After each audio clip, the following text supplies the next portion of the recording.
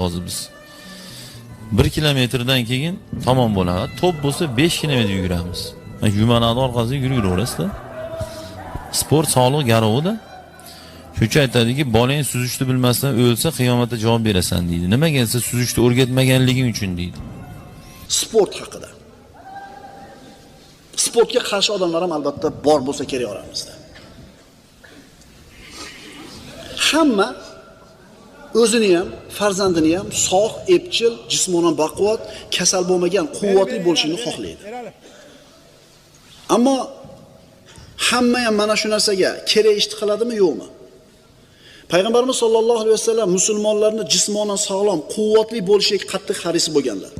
Ayrim odamlar aytadi, sport bilan deydi shug'ullanishlik odamni viqoriga, haybatiga, bizning tilda avtoritetiga to'g'ri kelmaydi. Yugurib yurishni tasavvur qil, domlani deydi.